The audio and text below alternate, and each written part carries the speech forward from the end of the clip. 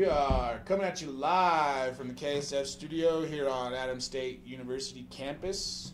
This is the Valley Floor Sports Show with Adam Sparandio and Ryan Egan. And tonight we got special guest, head coach of Mountain Valley Moffett football team and assistant coach of the Center Vikings, Dale Harrison. Dale, nice to have you in here.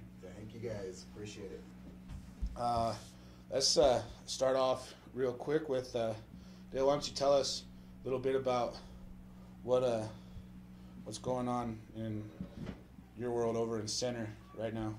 Oh, just having a good time over in the Center, learning a lot of stuff. We took 4 kids from Mountain Valley over there, and they're all getting a lot of playing time, having a good time. So it's most definitely turned out to be a good situation for us.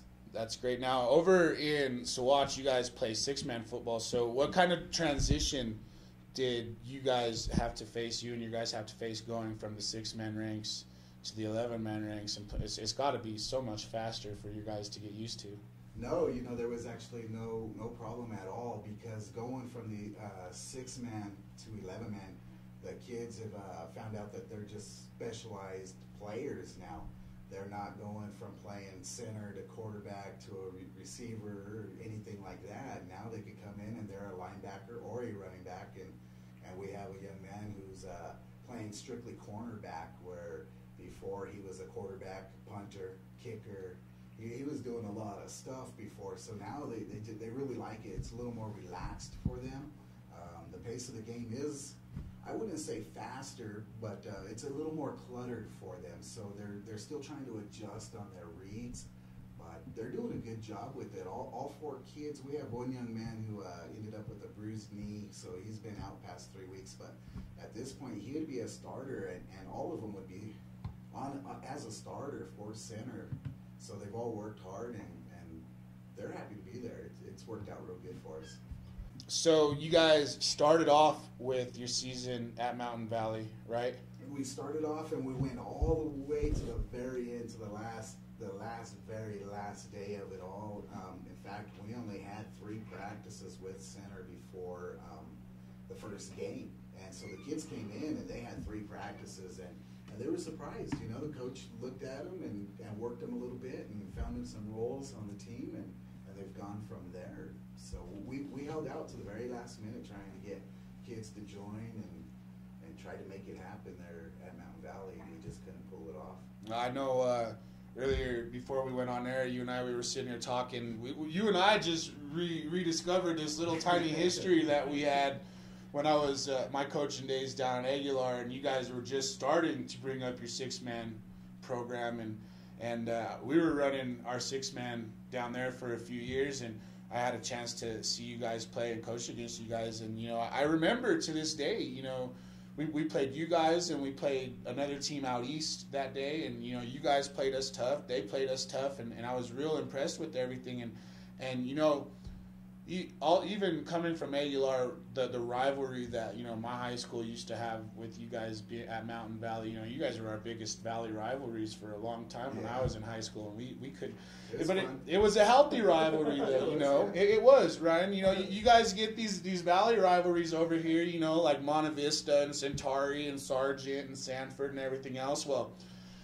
back in my days in high school, you get Aguilar and you get Mountain Valley on a football field or a basketball court, it was some of the hardest games played. I remember kids getting on the bus just bruised and beat up, but it was most definitely always a good time. We used to like going to Aguilar and playing down in that bowl. I don't know if you've ever been there, Ryan, but going down there, it's a whole different feeling, and it actually feels pretty good to go down there and play in Aguilar just because of the setting. Over at the sardine can.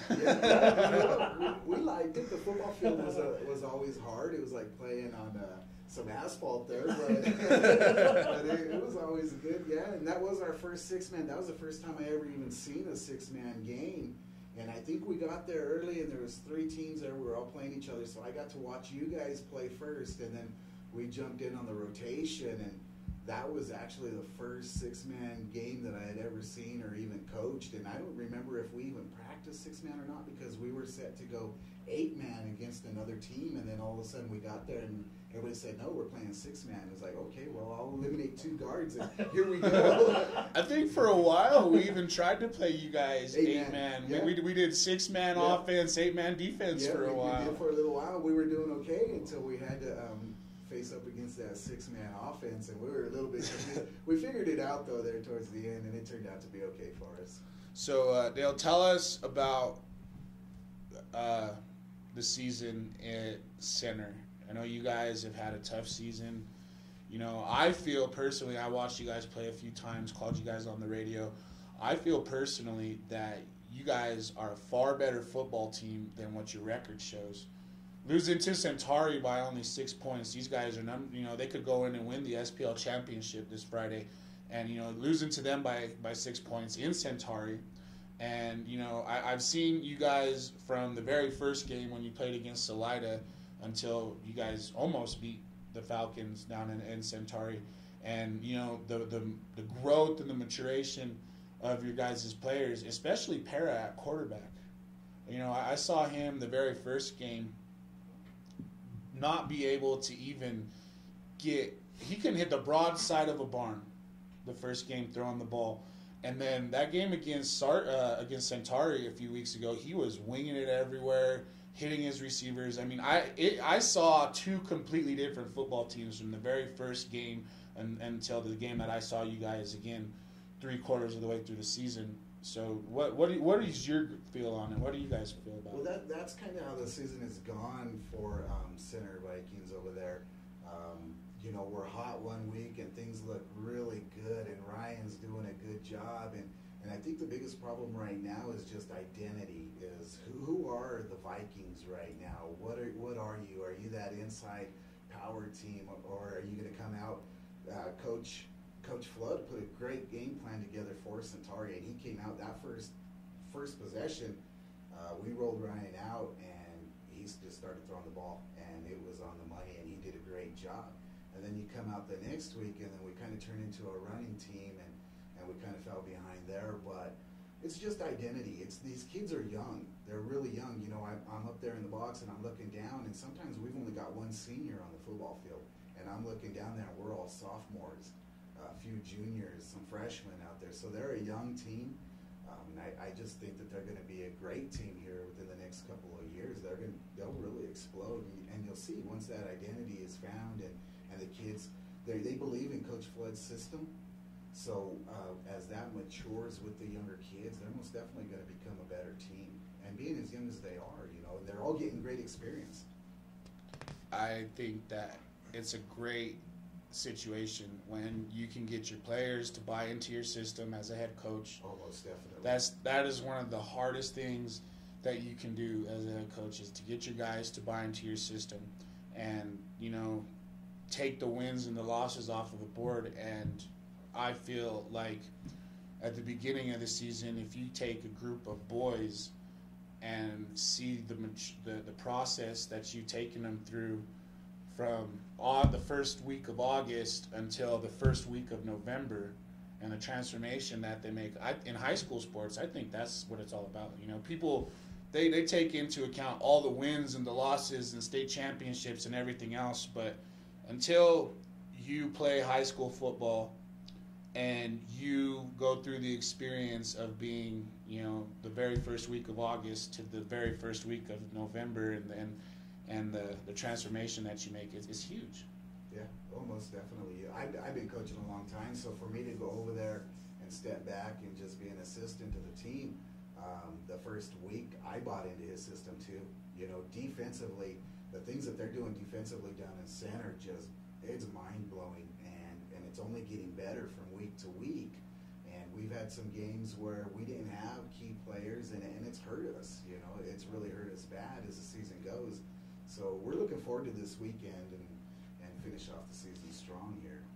Vikings play Del Norte on Friday at 7 o'clock in center. So definitely go out and check the game out if you can. And we don't have full word yet, but rumor is that, well, right now it's on schedule. Ryan, you will be in center Friday. Yes, I'll be there. And so that game will be on ColoradoPreps.tv, so you'll definitely be able to check that game out live on the internet if you can't make it to the game. Let's switch our focus a little bit to the team that you guys are going to be looking at on the opposite side of the field, the Del Norte Tigers. Now, these guys, right now, they're walking in with, they got a 4-4 record, a horrendous league record. These guys, they got 2 league wins all season long. They knocked off Ignacio, but that really doesn't say anything considering it's Ignacio to most teams. I don't think Ignacio has scored more than 100 points all season long. I don't think they have either.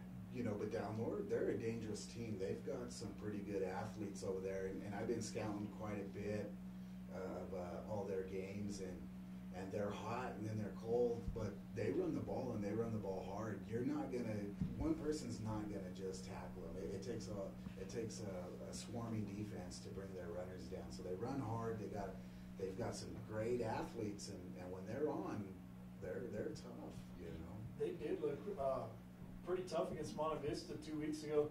They actually, and I mentioned this last week, they should have went into halftime up on Monte Vista 21-7. They had 2 offensive penalties called back for touchdowns, and at that time, the prior week and that week, Del Norte had 5 offensive touchdowns called back due to penalties. So they could be dangerous. I heard they had some injuries. So they did have a few injuries. Colin Trujillo, he had a deep bone bruise. Austin McDonald, and the bone bruise in Colin's knee, it was in his knee, and we were talking to his dad, and I guess a lot of that was a hereditary injury. So, like, we saw the injury when it had happened 2 weeks ago, and we thought it was a blown out knee. Come to find out, it was just a bruised knee, so it wasn't anything too bad. The rest of the guys on the team, it's all little injuries, sprained ankles, twisted knees, little things like that. But over an entire football season, that just adds up, and especially when you take Del Norte, when they started the season, they came out of the gates hot. Oh, they did. They were pinning their ears back, and on defense, they were just flying. They're a confidence team. When their confidence is on their side and they're flowing and things are going their way, they're pretty much unbeatable. It's those penalties that just kind of hold them back a little bit.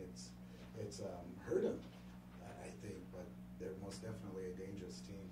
Del Norte right now has a 4-4 record. Their 4 wins have been absolute blowouts. Exactly. Yeah. And I'm talking 2 of them for sure that I called were the 40-point mercy rule by the end of the 3rd quarter.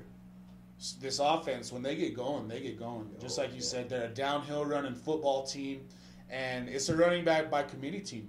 They got 5 guys that you could plug in there at any given time, and they will do the job. And then not to mention Preston Pacheco. A lot of people don't give this kid credit for being so young, but this guy, he's a sophomore. He's just as fast as all these other running backs that he's got handing the ball to, and he's got an arm on him. Yeah, he looks good, so they're dangerous. There's no doubt about that, and you just got to try and hope that you can slow them down when you're playing them, and if you can't, you better start hanging on. Right now, they are sitting on the very outside of the playoffs. But there is a little bit of speculation that perhaps with a big win against you guys in center this weekend and a little bit of help from some other teams in the state, Del Norte could possibly be one of those 5-4 wild card teams that in 2 weeks could make the state playoffs. That's what I hear. I don't know how possible that is, but you've got to play. You got to turn on the scoreboard, and you've got to play. And really, you don't want your season depending upon somebody else. No. You don't want to sit back and have to wait. So, how true all of the scenario is, and the what ifs. You've just got to play every game. Well, You can't wait for somebody else. You saying that, Adam, looking at that as a possible playoff team, their Southern Peaks League record's horrible.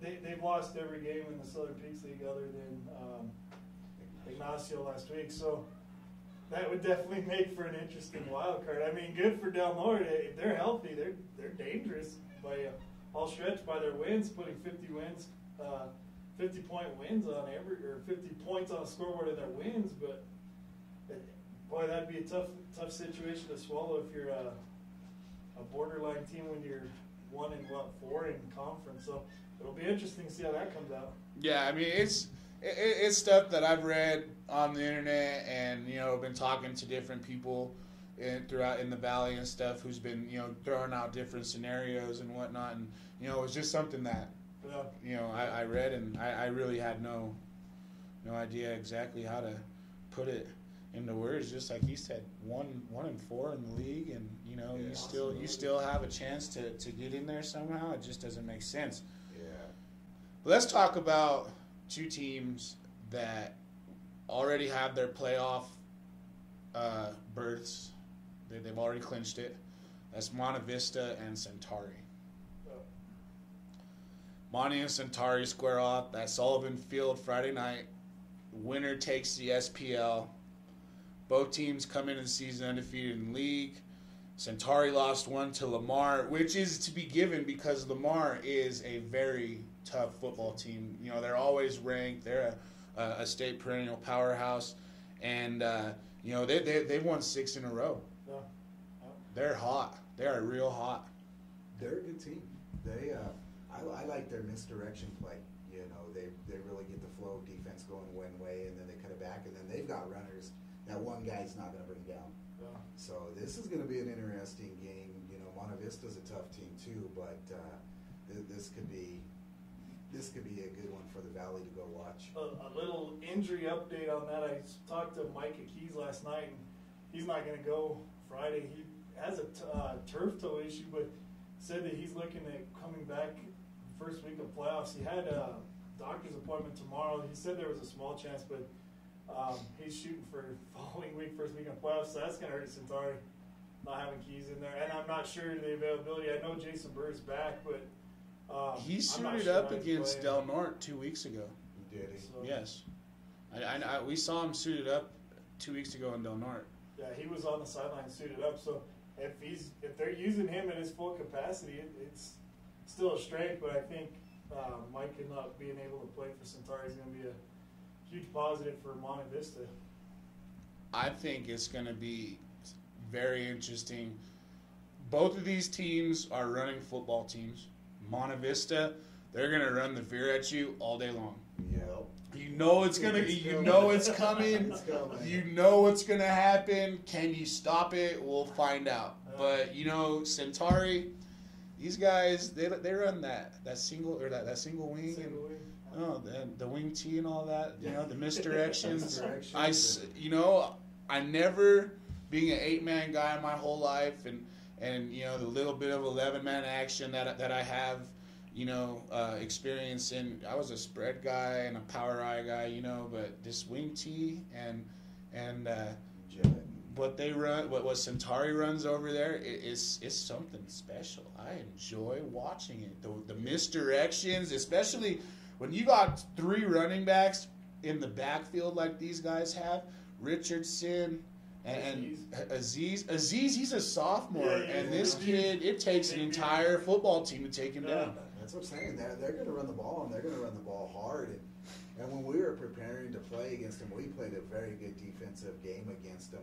We let a couple of passes actually get away from us, and they burned us a couple of times deep. But other than that, during that week, I remember sitting back there with the linebackers just to see what kind of view they're getting on that, running scout. And I tell you what, you don't know which way the ball's going. It's interesting, and it's fun. It's fun to watch. It's not fun to play against, but it's fun to watch. A question on that being, do you think Monty's changed their identity since Jones took over this year as opposed to McCullough? Because watching Monty last year, McCullough seemed to be about I want to say 50 I wouldn't even go 50-50, but you seem to see a lot more passing out of Monte Vista than this year with Greg Jones. It seems like Jones just wants to pound the ball, and you don't see. For example, this last weekend I did the Colorado Preps broadcast for Senator Monty, and it was way one-sided. I'll bet if Monty threw it 4 times that game, that's a stretch. He just line it up and pound it. And Wins is tearing it up right now. So that was looking over my notes the other night after the game. It seemed like looking back at last year, Coach McAuliffe seemed to throw the ball a little bit more, and Sanchez can throw the ball. There's no denying that. He can throw it around the yard. So it just made me kind of wonder is that a wrinkle that Coach Jones is going to pull out for the playoffs here? Has the identity changed? Is Centauri now a Monty a Smash Mouth football team? Personally, and I know Jones very well. Him and I we coached together many years ago. I won't give away how long ago. He'll probably get mad because I'll give away his age. But we did work together, and one thing I know about Jones is that he likes that style of football. That's Jones. He believes in it, and he doesn't come out. His team doesn't make a bunch of noise. They don't bark, scream, and holler. They just come out and they just play, and they play aggressive. One of the things that's very deceiving is as teams are scouting them, and I think they're watching film and stuff like that, you don't realize how much speed they have. Oh, yeah. And you don't realize how fast they get off on the ball. You look at their linemen, and you can compare their linemen to everybody that they've played. They're probably the smallest. But what they're they the do, fastest. They're the fastest, and what they do is they'll angle block you. They won't take you on face to face. They come off on those angles, and they get good blocks. They get good position on that outside shoulder, and they'll just push you, and they'll let you take yourself out of the play, and they'll run that ball with that quickness and that speed. And like I say, you don't see that on film, but when obviously I watched a lot of film on them, and I thought, okay, here we'll be all right. We'll be all right. And I think it was the second handoff of the game? Yeah. And they were gone for 63 yards. And I watched Cedric Harrison chase him down, and I know how fast Cedric is, and they were almost pulling away from him. That's when I realized they've got speed there, and they're quick. I don't think it's so much of a loss of identity, or they're trying to find a new identity so much, is you put Bailey Garcia back in a Monty uniform and you line him up wide on the opposite end of Coop. Oh, yeah. And they're unstoppable. Exactly. And you don't have to do anything else. I mean, why change? I mean, when you go into your season and like Jones came in and he's seen this and he probably started working and he probably went, wow, look what I have. Why worry about anything else when I can get it done like this? Mm-hmm. It's really not. I don't need to do anything else. But I guarantee you, come playoffs, I'm sure. Knowing Jones, he'll be well prepared. Yeah. He'll mix it up. These guys average over 400 yards total offense a game. Yeah. When Monty is putting up 60-some points a game, they're averaging 400 yards of total offense. Their defense has allowed 91 points all season long. So they're getting it on both sides of the ball. Yeah. Offensively, we're sitting here and we're talking how great their offense is. Exactly. But, their one loss, they allowed 48 points against Hotchkiss, which is ranked higher than they are. Yeah. Hotchkiss is a number 5 team in Colorado, so, that's to be expected. But you look at every other team Monte Vista's played, 13 points. They've shut out 3 opponents this season. 2 games, they've allowed 6 points. Their defense is sideline to sideline, and just like Dale, you were saying about how fast they are on offense, that speed on defense It's is insane. And they're fit for them. They're tackled. They're precise on their tackles too. They do a really good job of wrapping up, and they fly to the ball. There's always more than one tackler on you. And you watch a game, and you're watching your own running back have to take these hits from these guys, and as they're piling off, there's 3-4 guys laying on top of your running back each time. So they're flying around to the ball, and they're making it happen. They sniff the ball out really good. And getting back to their offense a little bit and the identity deal, elaborating a little bit more on what you said, Dale. These guys, when you got 3 running backs in the backfield that at any given carry can bust one for 60, 70 yards, why try to implement a passing game? Yeah. You don't need to. And Sanchez is capable of running it. Exactly. Breaking it too, so. You know, one of the things too is when I watch Monty and I scout Monty, their setup, their offense is completely set up for misdirection and all that stuff. The thing of it is like you said, they're carrying the ball 60 yards and scoring on that first, second half. That you really you haven't had to see that yet. The question is can the team stop it? Because if you are stopping those long runs and you're nitpicking them, they're going to come back on you and run the misdirection stuff that they're set up to run. So I don't think they've even had to run that either yet. Because they're running away with it right now. Well, in a little bit to go with Monty's offense in the future, they played pretty much their underclassmen class the second half, and Presley Garcia, that little guy can put it in the ground and go. Yeah, Monty's got a future, Yeah. man. There's some youngins out there that can play. Yeah, I think I watched him carry a couple of kids for 8 yards. I didn't know. All I could do was shake my head. I think he was carrying one of mine. You know, he was carrying my son, and I thought, oh man. So yeah, it was impressive. Monte Vista's a very impressive team. Well coached. Monty Centauri Friday night for the SPL. Who do you guys got? I wouldn't even try and pick anybody. I'll tell you what, they're going to turn that scoreboard on, and hopefully I can be there to watch it, but... you'll be with me, Coach. It's not going to happen, but here's the thing, they both teams do good things. They both do things well. I think that Centauri has the capability of really throwing the ball well. I really do. They run the ball well. I think it's going to come down to defense, field position, all of that, all of the football things that you need. I think that's what's going to win the game. And it can go either two ways. This game is going to either be a blowout or it's going to be a nail-biter all the way through. So it just depends on who shows up. How do the kids feel that day? Who's ready to go? It all high school football, it takes everything. And, we didn't even mention Jarvis quarterbacking Centauri. Yeah, I think he can throw the ball. He looks good when he throws the ball.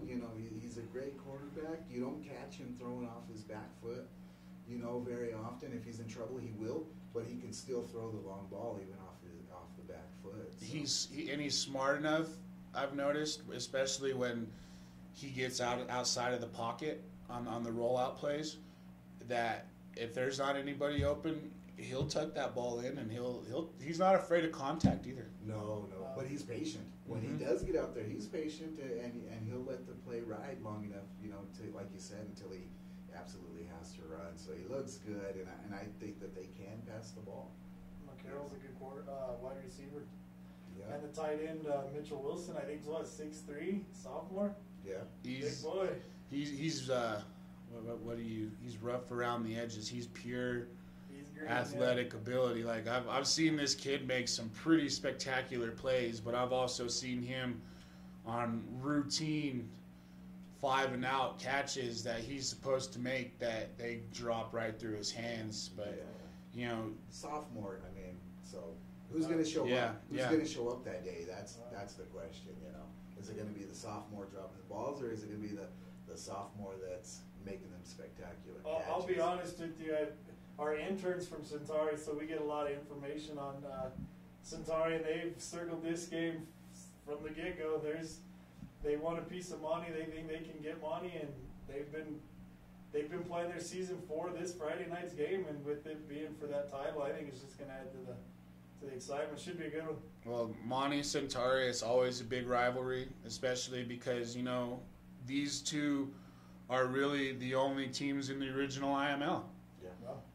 They've played each other for years and years and years. Alamosa being a 3A school, you don't really get to see that rivalry between any one of these schools. But Monty Centauri, that's just as big as Sanford Sargent. Oh, exactly. Yeah, exactly. So I'm expecting a track meet. But you guys didn't pick a winner yet, so no. go ahead. No. Why you got to put me on the spot? I'm like you, man. I I think it's too close to call, honestly. Like last week when Brian was with us, we kind of picked, and then I see Monty again last week, and man, you just see those two teams.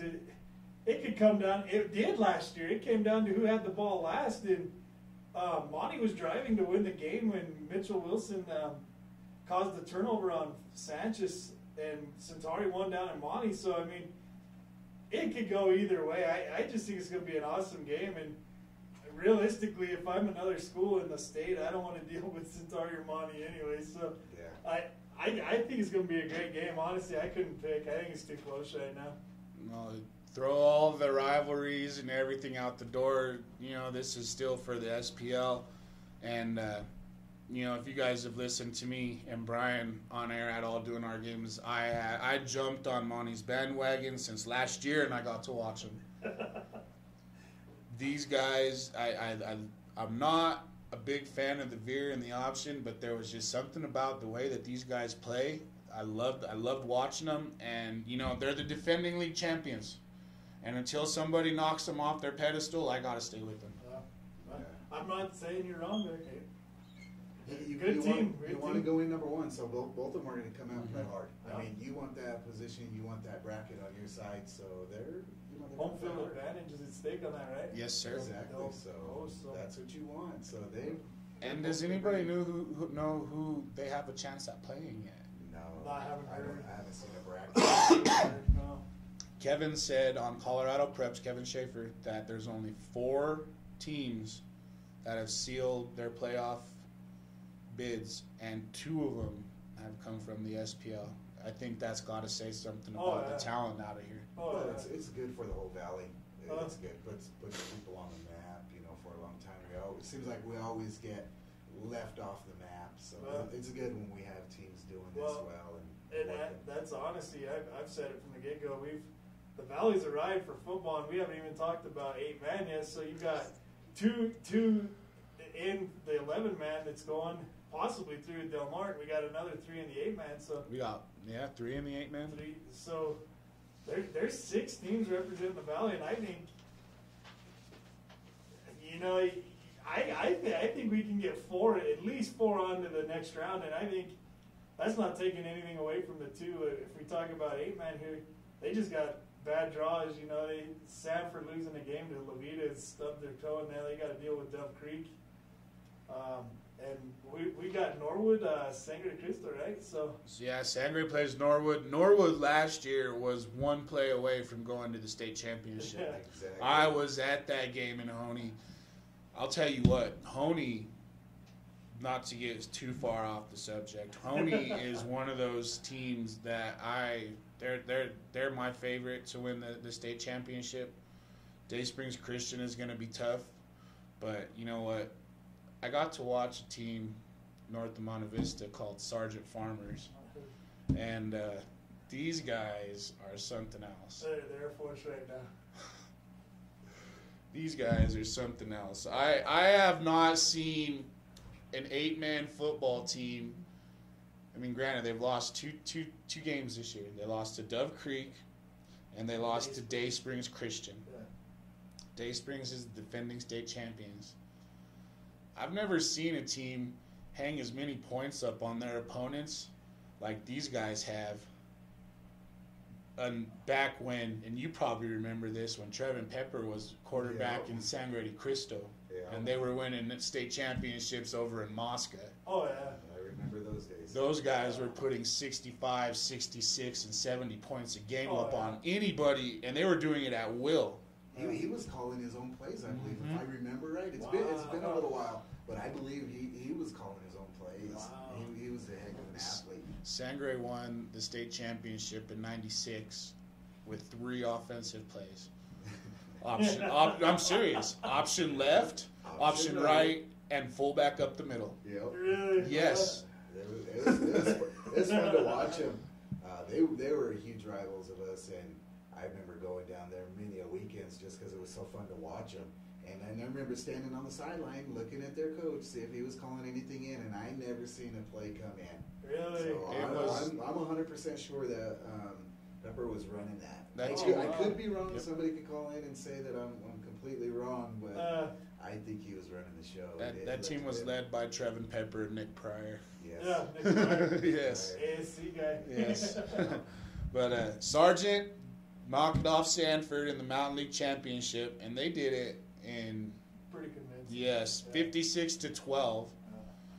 And looking at their record coming in, they knocked off perennial powerhouse Marino opening day, but looking at Marino now, that might not be as big as what we might have thought at the beginning of the season, considering as bad as they've gone down. But these guys, they ran off 5 straight wins after losing 2 in a row to Day Springs and Dove Creek. These guys, their defense has allowed barely 100 points all season long. The 5 games that they've won, and the 5-game winning streak they've won, they've outscored opponents. But I have it right here, 273-62. That's a pretty big deal. They'll beat you in the air. They'll beat you on the ground. They'll beat you on special teams. Their defense will force turnovers and score points on defense. I don't see, unless they have to go up against a Dayspring or maybe what the other one is, Longmont Christian or even Haxton, because I know Haxton's a big perennial powerhouse. I really don't see a team giving them very much competition until they get really deep into the playoffs. Exactly. And talk about growth in 1 year. Austin Dillon, a quarterback down there, it's night and day difference with him last year, and he was good last year, but he's in complete control of that offense right now. And it's like you and Brian said last week, if there was ever a team built for 8-man football after you see Sargent, it's Sargent. Those kids were built for 8-man football. And they're coached well. They're doing a great job over there. So it's just a combination of a whole bunch of things. I think we call that lining the stars up. Oh, or yeah. something like that. So yeah, it's been an interesting year for him. Yeah, Trevin Pepper definitely got a gift from the football gods when they were able to drop classes. I bet you he was just sitting there licking his chops, saying, "Come on, 8-man football." And that's a year after losing Vinny Conroy. Could you imagine Vinny Conroy in an 8-man offense? Good. Or we could be talking about a dynasty, maybe. Yeah. Very well. I know one of their. He has an assistant that actually played for Mountain Valley. Joe Norris over there. Oh, Joe. So they're not short of 8-man football over there at all. So things are lining up right for him, I believe. They got 2 really big backs in the backfield, and I call them Thunder and Lightning because that's exactly what it is. Thunder would be Colton Cooley, and Lightning would be Scott Dillon, because you get Scott on the outside, after he turns the corner, he's gone. And Colton, it takes literally every single defensive player to take him down. And then when they sub him out, it's Jace Bogle that comes in, so it just keeps coming. It's in waves. And Nate Ramirez is really quick as a tight end / wide receiver, and they don't use him enough, I don't think, but maybe look for him to make a big splash next year on the offensive side of the ball. But Hersink, this kid, I saw him run a punt return back in Sanford, and it was electric. 98 yards, and he went untouched. Wow. Literally, it was something else. It was something else.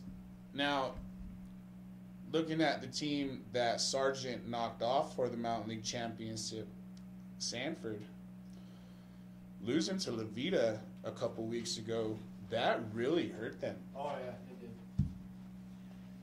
They fell They lost 2 spots with that loss, right? I mean, going into last weekend, they were sitting number 2.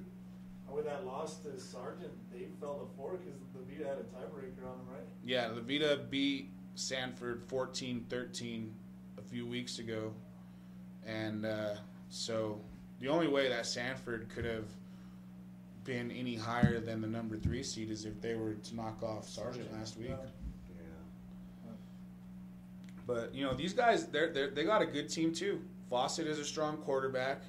They got two pretty decent running backs in the backfield, Larson and Crowder. And you know what I like about them is that they're big enough and physical enough and fast enough that you could put Larson at a 3-back, and then the very next play put him at tailback, and he'll get you 25 yards. Yeah. And the same thing with Crowder. You know, they rotate Larson and Crowder at 3 and 4-back all game long, and they just alternate carries. And then every once in a while, you'll get Fawcett to drop out and hit Rodriguez, you know, on a fly pattern or something like that. You know, so the offense is real good. The defense is kind of sketchy. But what I really like about these guys is that when they hit some adversity, they don't quit.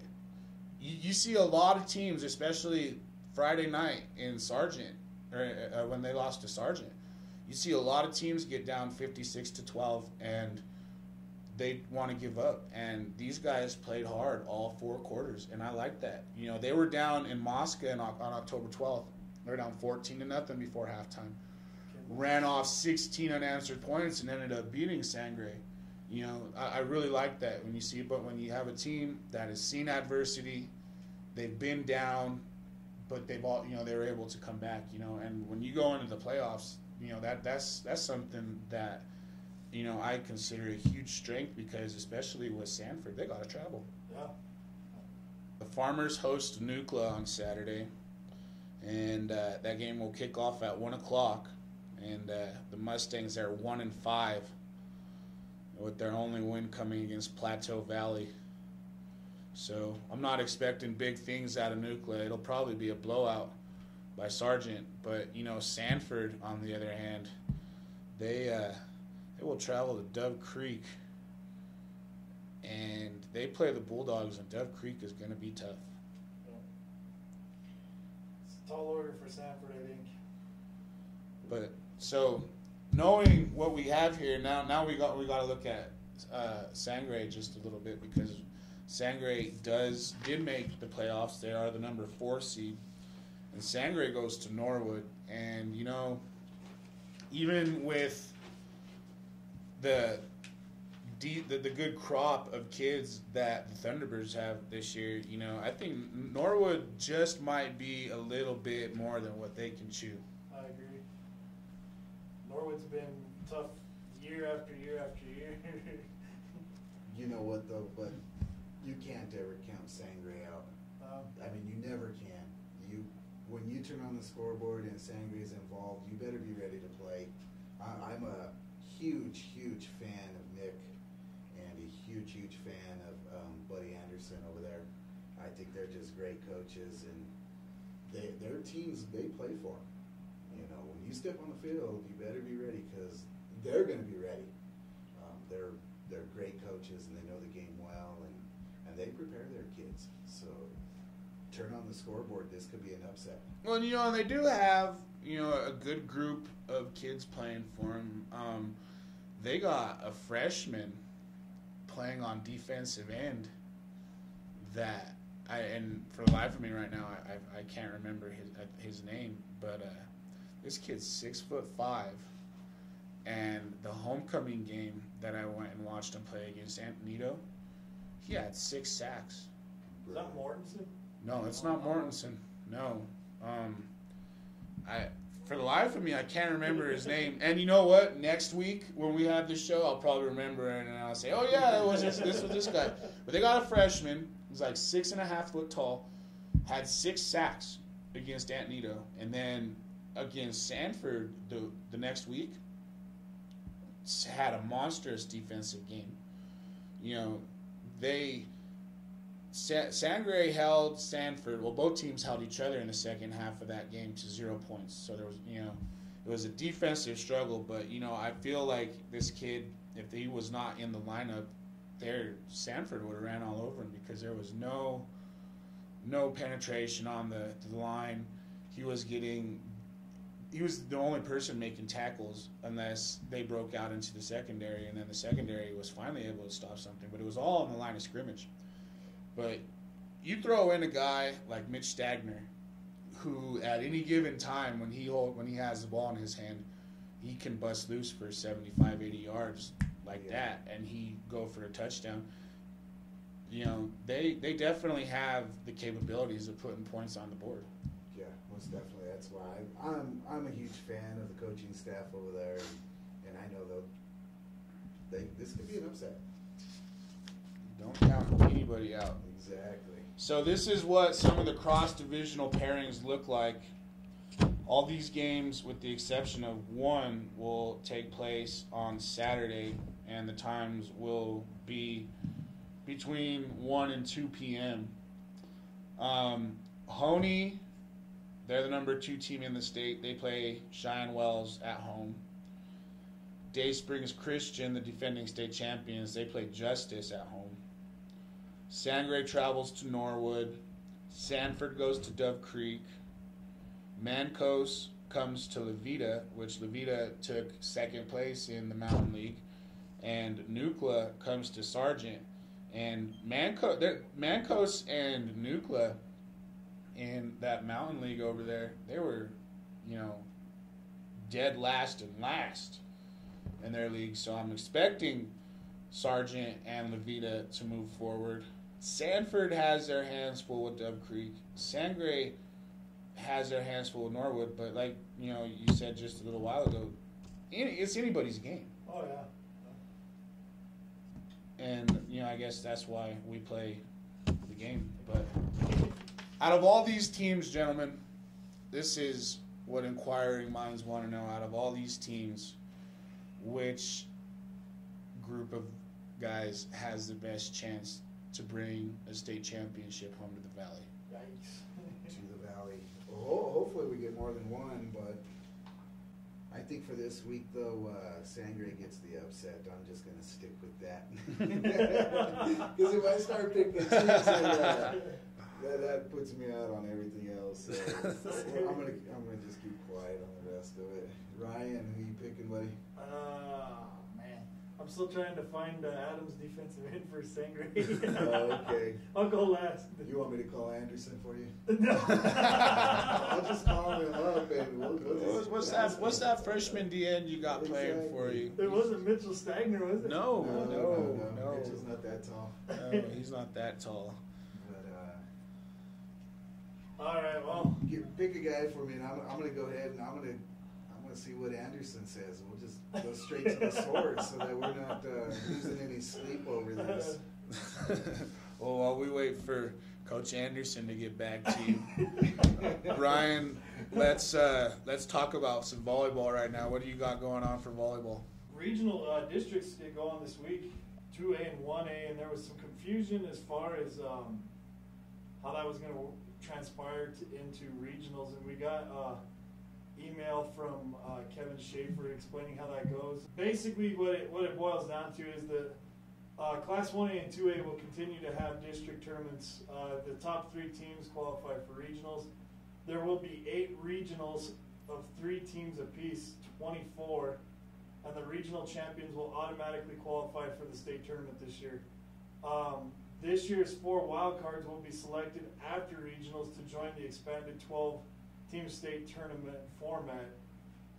These wildcards will be selected based on the Freeman rankings put together by MaxPrep. So, do you even know why they messed with this? I don't. I think that it's kind of like what they did with the track format a few years ago, and they all wanted to do the 3A and the 4A track format where everybody was at one site, and they're trying to make everything, even in the 1A and the 2A ranks, where it's so small that you can't necessarily do the same thing like what they're doing with the 3A and the 4A, where you can take the top 36 teams legitimately and put them in a tournament bracket and let them play, and you'll have a state champion. But I think in the smaller divisions, like the 1As and the 2As, you have to have districts and you have to have regionals more than where you would have to have districts and regionals in the 3As through the 5As, Yeah. The rankings for this weekend, Bayfield, the only thing that's close to us as far as 3A As it pertains to Alamosa's, Valley's still number 1, St. Mary's number 2, Bayfield number 3, Platte Valley 4, Manitou Springs 5, Gunnison 6, Roaring Fork 7, 8 is Classville Academy, 9 is University, and 10 is Middle Park. Really, that hasn't changed in 3 weeks. Bayfield just seems to stick around up there. Some movement here in the 2A as it would pertain to Sangre de Cristo and Sanford.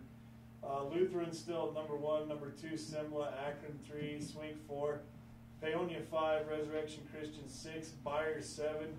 Sanford moves up 2 this week to number 8. Ryan down 9 to number 9. Springfield 10, and Sangre de Cristo drops out. Drops out of the rankings, and like we talked last week, Adam, I'll never understand the 17-2 unranked when you have a number 6, 14-5. And I get the whole strength of schedule. It just doesn't seem fair. It just doesn't seem fair. A 17-2 Sangre team cannot get any love by the pollsters. Or Del Norte, that's 14-5 right now. What's up with that? That's what I'm talking about. Oh man, I think it's tough sometimes living in the San Luis Valley, but that's not right. Nah, Not right at all. there's no respect there. Well, No. and they lost.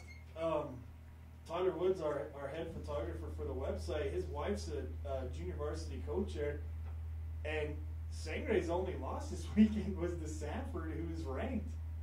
So I don't know how you draw completely out after losing to a ranked team when still the 14-5 Resurrection Christian I'll never understand, or I'm sorry, number 6 Resurrection Christian. I don't understand how a 14-5 team is ranked higher than a 16-1 Sanford team for that matter. So Sanford's at 8, 16-1, and Sangre's at 17-2 unranked. Yikes! Pollsters, if you're listening, Come on, man. little bit of RESPCT, Just a little bit. please. What did Anderson say, Coach? Anderson's letting me down here. He hasn't responded to me, so I don't know what's going on with him. Might have to be the question of the week. Who is the defensive end from Sangre? You The can freshman. the freshman defensive end. You can send all your answers to Ryan at San Luis Valley Sports. Ryan 33 at San Luis Valley Sports. Light me up. That's a good one. Or you can even hit him up on Facebook if you That want. works too. But Your question earlier, Adam. 2 best teams right now to bring back a state title. I'm going to go out. I think Sargent's one, and yeah, I think Monty's going to be the other. So you just picked Monte Vista. No. You just did, didn't you? That's why I didn't want to say nothing, because so you just put that out there, Ryan. What I'm saying, well, okay, let's go back. Sargent, Centauri, or Monte Vista. There you go. oh, oh, I'm sure Micah Keys is listening to me tonight, so I'm going to catch this one for Micah. oh. That's going to be a game. That's going to be a game. I can't believe you even picked somebody. Hey, Shame on you. I have to get put on the spot sometime. Brian did it to me last weekend even. Yeah. My question for you guys, though, is who's going to win this game Friday night? Is it Center or Del Norte? I'm going with Center because Coach is sitting next to me. There and you I'm go. Probably Good gonna, choice. I'm probably going to Good be choice. sitting right next to him in the box, and it's a long ways to the ground. Yes, it is. I will throw you out of there. I'll tell you what, Coach. If your guys come out as fired up as I seen them play against Centauri, there's no doubt in my mind that you guys will come away with the win Friday night. Definitely. Is Center the big time rival with Del Norte? You know, this is all new to me coming into this league and what's going on here. Honestly, from the coach's standpoint that I've seen in Center, as well as the kids, I don't see no heat from Center there. I do hear on the street that there's a big rivalry or whatever going on, but in Center, if there is, it's probably just in somebody else's mind. But, you know, there's some things going into this game this weekend that most people don't know, is that Center's been short some players. And this weekend, they're all coming back. So a healthy center football team. This is something a little bit different that people haven't seen, and I don't think people realize that. And I think that's why this is going to be such a good game. You know, if Del Norte's as healthy as they can be, and center's back to full strength, which they are now. Offense has been cut a little bit short on some things because we weren't full strength. Defense has most definitely been cut short. So we're going back into this game full strength, and I think that's what's going to make this an interesting game and make it a game, hopefully, you know.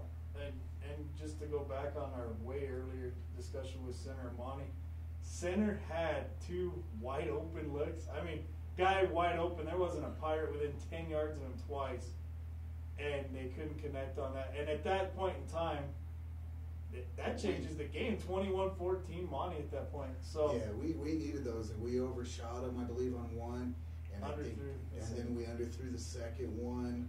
But then again, like I said, we're getting a receiver back this week too. So this is going to be a good game, and that's what we're looking forward to. Whether there's a rivalry or anything like that, like I said, I'm coming from Mountain Valley, so I don't know if there is one in the locker room, in the classroom, and with the kids. There's no heat there between Center and Del Norte. Not with this group. Maybe in the past there has been, but not with this group here.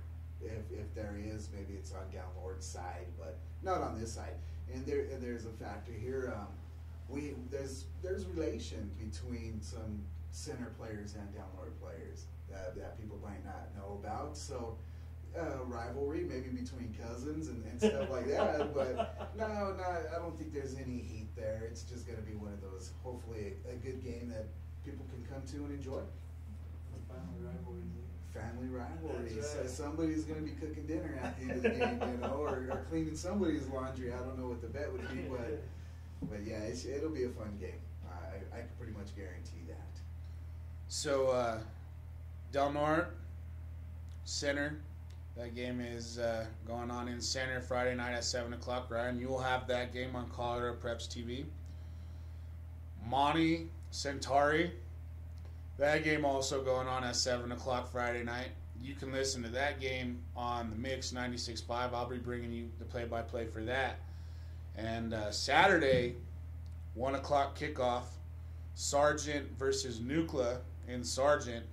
And I will definitely be bringing that game also on 96.5. So a huge sports weekend coming up. Huge, and it's got huge implications for the Valley, for the state bracket, especially in the 8-man bracket right now. You know, it's just huge implications all the way around. If you can't get out to the schools to support your guys, listen to us on the radio, or Ryan on Colorado Preps TV. And, you know, we look forward to seeing all the support and, you know, everybody come out. You know, this is high school sports, and, you know, I think that it's a huge deal in the community when you can get out and support your high school sports, support your school, any way you possibly can. You know, and I want to give a big shout out to Monte Vista Marching Band. Oh, yeah. Because they're moving on in their competition to the state championship, I believe. Right on. So big shout out to the Monty Marching Band. I always love watching them. Okay. So it's you know, just a lot of good things going on in the Valley this weekend. And then Adams State, you know, they're playing this weekend too. So, you know, you want to come out and watch some college football, come to Rec Stadium. Adams State's playing. But guys, any comments, anything before we give it back to the music waves? Thank you guys for having me. Had a good time. We thank you. Thank you, sir.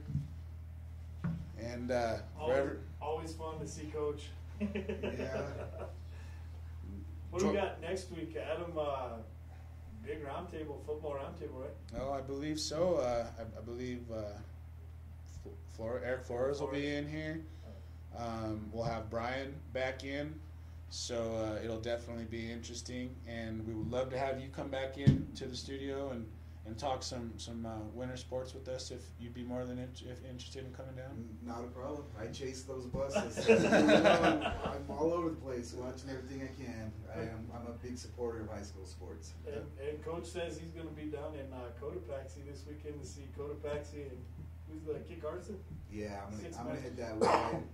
Coach from Cotopaxi asked me to come up and give him some love and some support, and so I told him I would, and I'm going to try to load up a few kids and head that way, watch some six-man football and see how that turns out. And then following weekend, I'll most definitely be back into the Valley and watching teams. We look forward to being able to cover you guys at Mountain Valley next year. I hope everything goes great with you guys and in your quest to bring your program back. And I wish you nothing but luck, Coach. Thank you very much. I second Adam. You know that seeing a game in Mountain Valley, there's nothing like it, man. I really hope they get the football back down there. It's a great atmosphere for football, that's for sure. And if you ever get a chance, Ryan has a great piece written on the website about the Mountain Valley football team that he wrote earlier in the summer, and I believe it was still in the archives. I read it just the other day. Yes, it's still there. So if you want to learn a little bit more about six-man football and what they got going on up at Mountain Valley Moffett, then definitely look at that article. And gentlemen, it's been a pleasure. We're going to hand it back to the radio waves for Adam Sparandio, Ryan Egan, Coach Harrison. Ladies and gentlemen, thank you very much. Have a wonderful night.